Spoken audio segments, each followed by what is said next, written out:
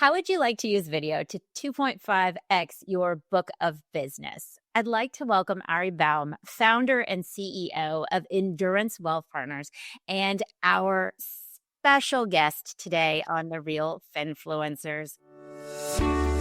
Wait. Before we dive into the conversation with today's guest, welcome to The Real Finfluencers, a podcast born from our original video series spotlighting financial professionals who are using video to grow their business and their influence. Here's something you should know.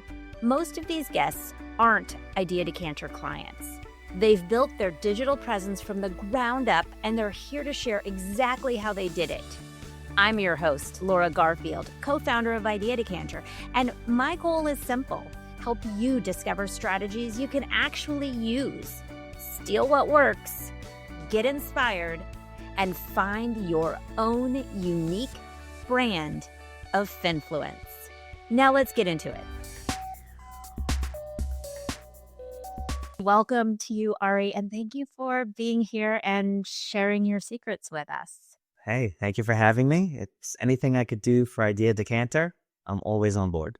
This is a little bit of an unconventional interview because the rest of our Real Finfluencers have not been Idea Decanter clients. And so I do want to say, in full disclosure, Ari has worked with us since COVID. COVID. That's from the living room of my house. COVID. We didn't have to mask because you were using our remote studio and you were in Brooklyn and we were running your shoots from Seattle. But yeah, it's been a minute.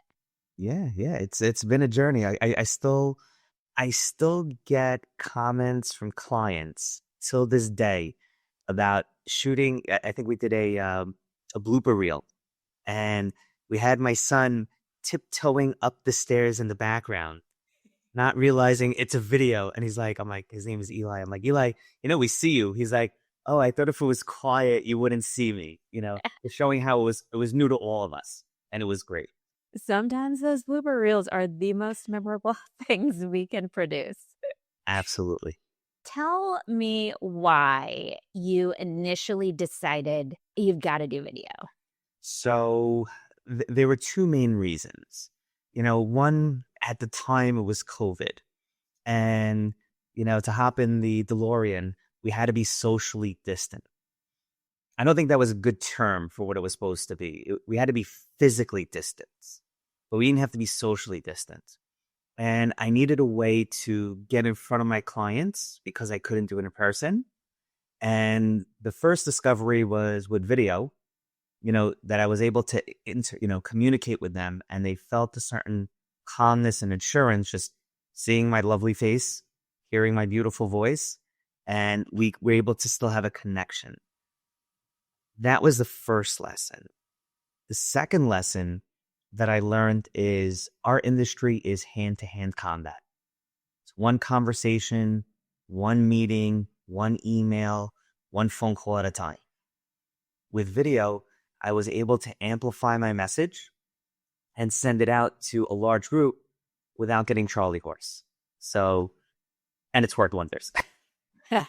I love that word amplify. And what's interesting is while your clients were sort of job one and prospects were definitely on the radar when we first started talking, you did not think about communicating with other advisors, other people in your world.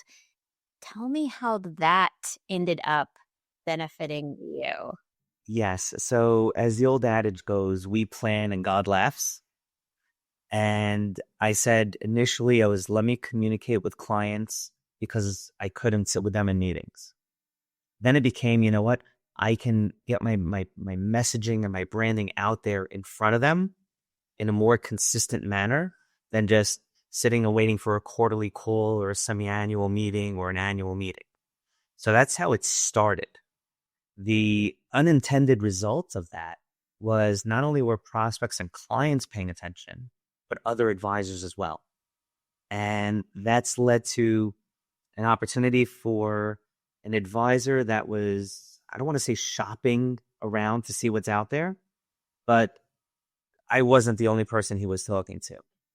And one of the things that he found was through my YouTube videos and the messaging that I was sending with that, I was unlike every other advisor that was just, okay, we're financial planning, we're investments, we're insurance, we're lending. It was, here's an authentic person that has the soul that I'm looking for to connect with my clients.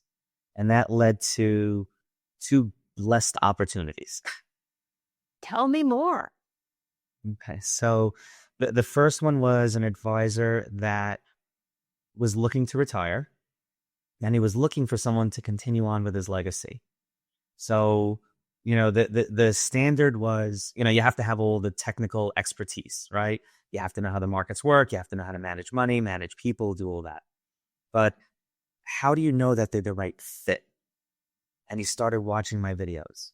And he realized through the videos, hey, Ari's, he's married with kids. He's involved in charities. He's very active in marathons and triathlons. So he has a certain discipline to him that enabled him to see a different side of me versus me telling him, hey, I'm A, B, and C. So that was the first thing. And while he was going through that due diligence process, he kind of circled back to me and he said, look, I don't know you as well as I should because I'm in Alabama and you're in New York, but I feel like we've been friends for years because of your videos. And that led to a merger. And when he's ready, he could ride off into the sunset. So that was the first opportunity. The second opportunity, actually. Yeah, tell me about the stalker. Okay, the stalker. So, we know Wall Street's a very small world. And, you always want to do right by anyone and everyone. And I'll never forget this. I had an intern of mine back 18 years ago when I was at a wirehouse. And I always took the extra time to explain to him to kind of pay it forward like others have done to me. I continued on, being an advisor. And, he graduated college, went on to Wall Street.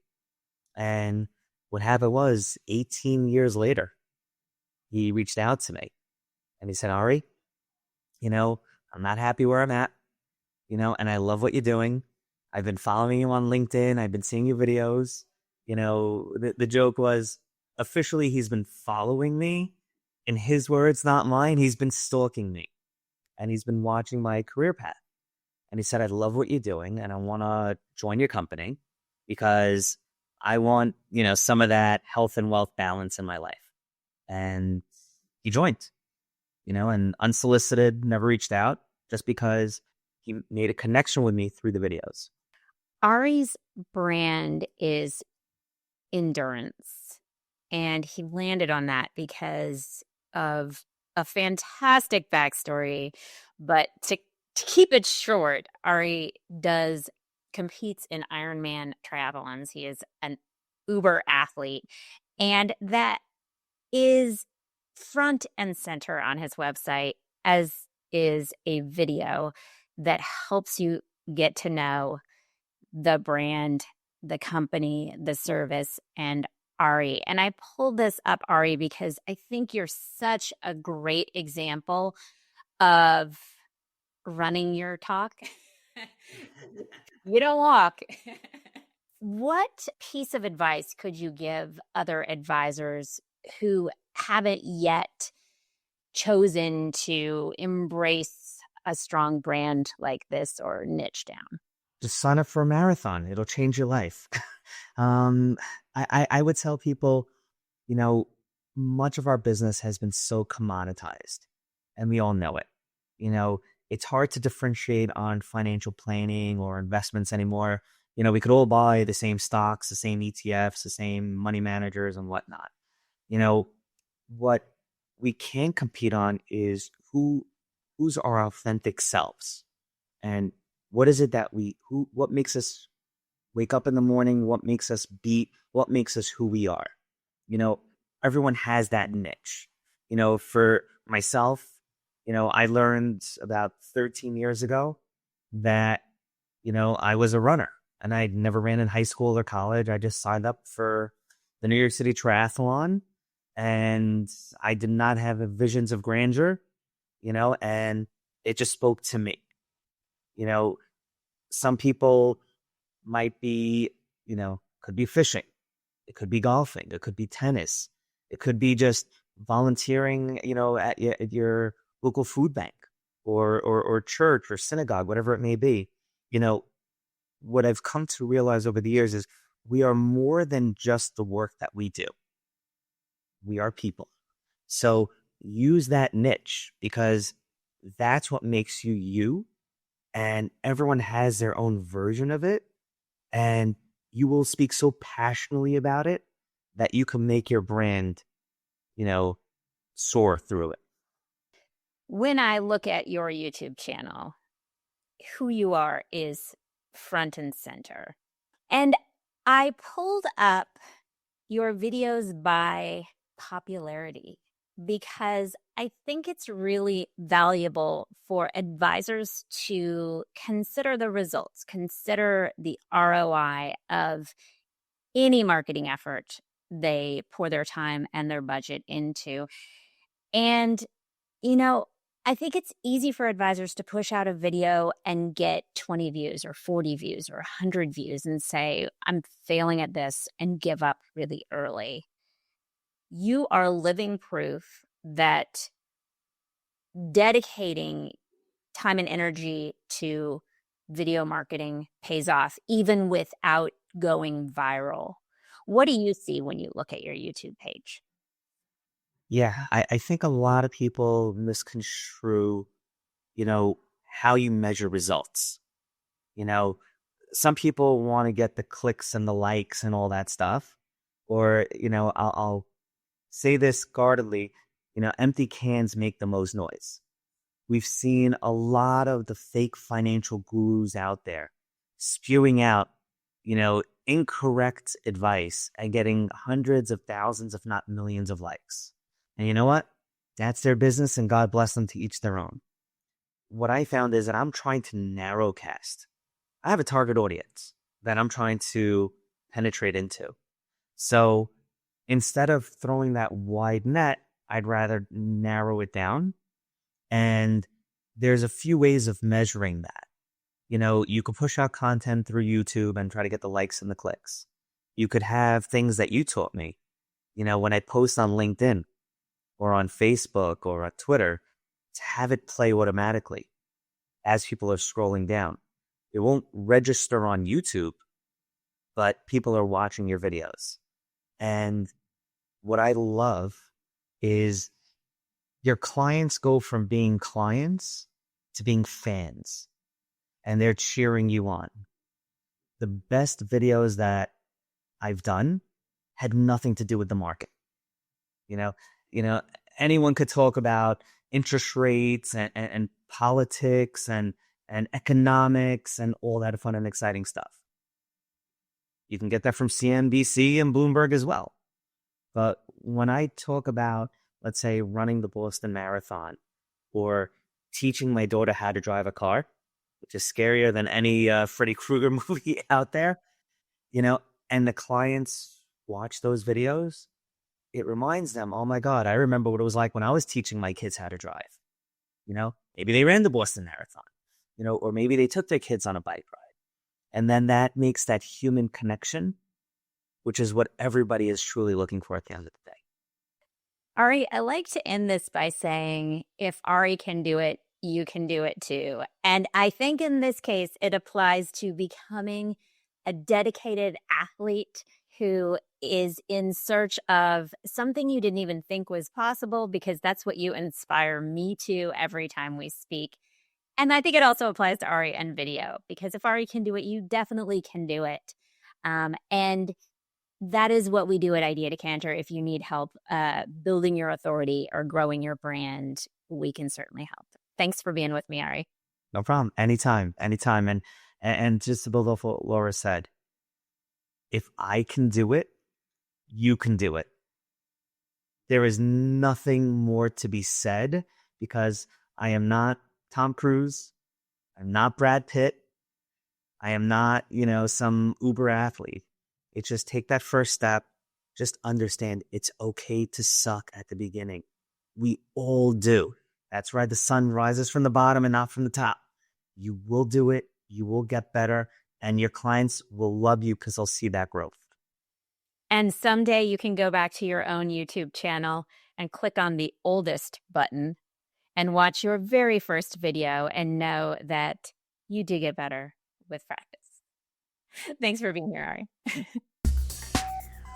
Oh, one more thing. If you're not already part of Idea Decanter's Real Finfluencer community, now's your chance to join us. Head to ideadecanter.com/join, and you'll be in. You'll get early access to advisor video tips, invites to exclusive events, and behind-the-scenes insights that you won't find on Google or even on ChatGPT. Whether you're just video curious or already knee-deep in content creation, this is the place to grow your influence with video. Don't miss out. And thanks so much for listening to The Real Finfluencers.